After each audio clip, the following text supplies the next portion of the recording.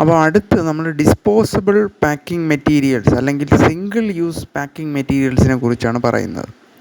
അതിൽ ആദ്യത്തേതാണ് craft type papers അല്ലെങ്കിൽ ക്രീപ്പ് പേപ്പേഴ്സ് എന്ന് പറയും.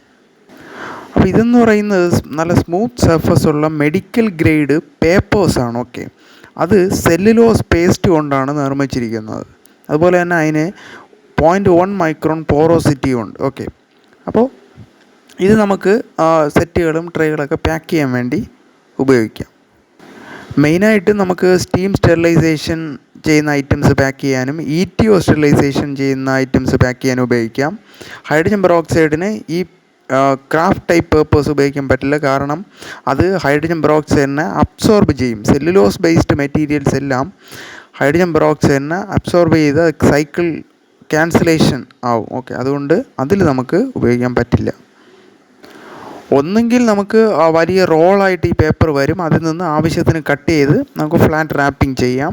അല്ലെങ്കിൽ ഈ രണ്ട് സൈഡും സീൽ ചെയ്ത പൗച്ചസ്, ചെറിയ ചെറിയ ഈ ക്രാഫ്റ്റ് ടൈപ്പ് പേപ്പേഴ്സിൻ്റെ പൗച്ചസ് വരും, അതിൽ ചെറിയ ചെറിയ ഇൻസ്ട്രുമെൻറ്റ്സ് ഒക്കെ ഇട്ട് നമുക്ക് ഒട്ടിച്ച് നമുക്ക് സ്റ്റെറിലൈസ് ചെയ്യാം. ഓക്കെ, അടുത്ത രണ്ടാമത്തെ ടൈപ്പ് ഡിസ്പോസിബിൾ പാക്കിംഗ് മെറ്റീരിയലാണ് പേപ്പർ പ്ലാസ്റ്റിക് പൗച്ചസ്. ഓക്കെ, ഇത് ഒരു സൈഡ് പേപ്പറും ആയിരിക്കും, അതിൻ്റെ മറ്റേ സൈഡ് പ്ലാസ്റ്റിക് സൈഡും ആയിരിക്കും. ഓക്കെ, അങ്ങനെയുള്ള ഐറ്റംസ്, ലൈറ്റ് വെയ്റ്റ് ആയിട്ടുള്ള ഐറ്റംസ്, നമ്മുടെ ഹൈഡ്രജൻ പെറോക്സൈഡ് സ്റ്റെറിലൈസേഷൻ ഐറ്റംസ്, ഇതൊക്കെ മോസ്റ്റ് കോമൺലി യൂസ് ചെയ്യുന്നത് ഈ ഒരു പേപ്പർ പ്ലാസ്റ്റിക് അല്ലെങ്കിൽ പീൽ പാക്ക് കോമ്പിനേഷൻസ് ആണ് പാക്ക് ചെയ്യാൻ വേണ്ടി. അപ്പോൾ ഈ ഒരു പീൽ പാക്സ് അല്ലെങ്കിൽ പീൽ പൗച്ചസ് ഇങ്ങനെ റോളിലായിരിക്കും വരുന്നത്. ഓക്കെ, അപ്പോൾ അതിൽ നിന്ന് നമുക്ക് ആവശ്യമുള്ള ക്വാണ്ടിറ്റി കട്ട് ചെയ്തെടുത്ത് പാക്ക് ചെയ്ത് സീൽ ചെയ്ത് നമുക്ക് സ്റ്റെറിലൈസേഷൻ ചെയ്യാൻ പറ്റും. ഓക്കെ, അപ്പോൾ രണ്ട് കോമ്പിനേഷൻ അല്ലെങ്കിൽ രണ്ട് ടൈപ്പാണ് ഈ പേപ്പർ പ്ലാസ്റ്റിക് പൗച്ചുകളുള്ളത്. ഒന്നാമത്തത് നോർമൽ പേപ്പർ പ്ലാസ്റ്റിക് പൗച്ചുകൾ. ഓക്കെ, മെയിനായിട്ടും സ്റ്റീമിനും ETO സ്റ്റെറിലൈസേഷനും അത് ഉപയോഗിക്കാം. ഓക്കെ, അതിലെ പ്ലാസ്റ്റിക് സൈഡ് എന്തിനാണ്? നമുക്ക് അത് ആ പാക്കേജിനകത്തുള്ള ഐറ്റംസ് നമുക്ക് കാണാൻ വേണ്ടി, വിസിബിലിറ്റിക്ക് വേണ്ടിയാണ്. അതുപോലെ തന്നെ ഈ പേപ്പർ സൈഡ് വഴിയാണ് സ്റ്റെറിലൻ്റ്, അത് സ്റ്റീം ആയാലും ETO ആയാലും പേപ്പർ സൈഡ് വഴിയാണ് പെനട്രേറ്റ് ചെയ്ത് പാക്കേജിനകത്ത് കയറുന്നതും അതുപോലെ തന്നെ തിരിച്ച് റിമൂവ് ചെയ്യുന്നതും. ഓക്കെ,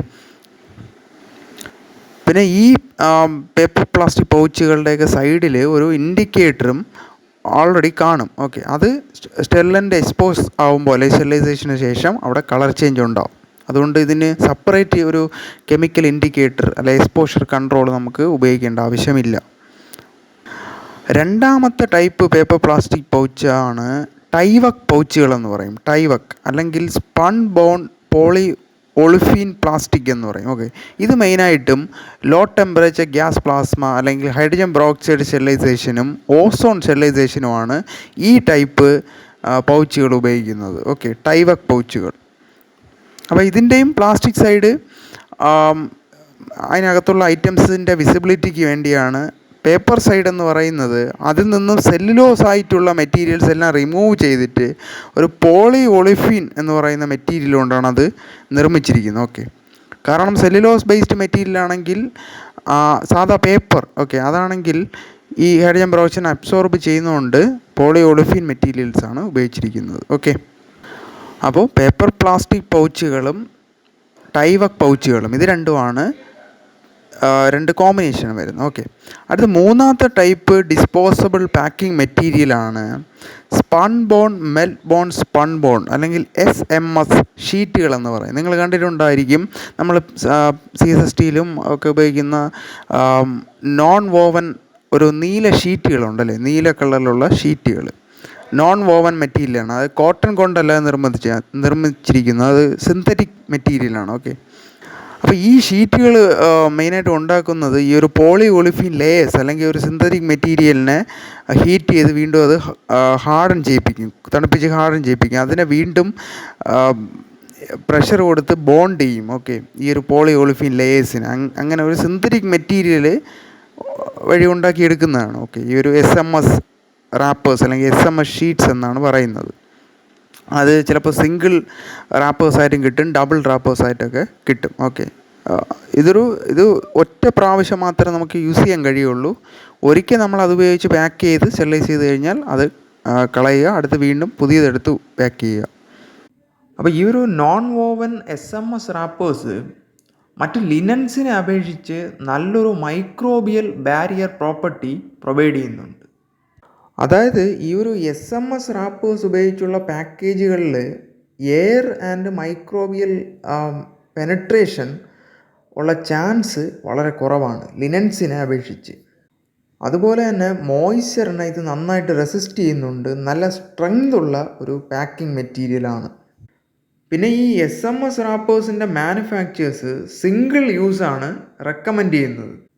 കാരണം ഈ ഒരു മെറ്റീരിയൽ ഉപയോഗിച്ച് നമ്മൾ ഒരിക്കൽ പാക്ക് ചെയ്ത് സ്റ്റെറിലൈസ് ചെയ്ത് കഴിഞ്ഞിട്ട് രണ്ടാമത് അതേ മെറ്റീരിയൽ ഉപയോഗിച്ച് പാക്ക് ചെയ്യുന്നതിന് മുമ്പ് അതിൻ്റെ ആ ഒരു ഇൻറ്റഗ്രിറ്റി, അതിൻ്റെ സ്ട്രെങ്ത് ഇതൊക്കെ വാലിഡേറ്റ് ചെയ്യുന്നതിന് ഒരു ഓപ്ഷൻ ഇല്ല.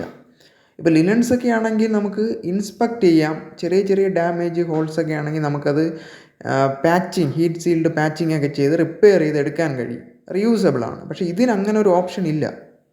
പിന്നെ നമ്മൾ ഈ ഒരു മെറ്റീരിയൽ ഉപയോഗിച്ച് സ്റ്റെറിലൈസ് ചെയ്ത ശേഷം അത് ട്രാൻസ്പോർട്ട് ചെയ്തപ്പോഴും അത് ഹാൻഡിൽ ചെയ്തപ്പോഴും ഒക്കെ അതിന് ഡാമേജ് വരാനുള്ള ചാൻസും ഉണ്ടല്ലോ, എന്തെങ്കിലും ഹോൾസോ എന്തെങ്കിലുമൊക്കെ. പിന്നെ അതിൻ്റെ ഒരു പ്രഷർ ബോണ്ട് ചെയ്തിരിക്കുന്ന 3 ലെയേഴ്സ്, അതിനൊക്കെ ഡാമേജ് വരാനുള്ള ചാൻസ് ഉണ്ട്. പിന്നീട് അത് തന്നെ വീണ്ടും പാക്ക് ചെയ്യുന്നത് ശരിയായിട്ടുള്ളൊരു രീതിയല്ല.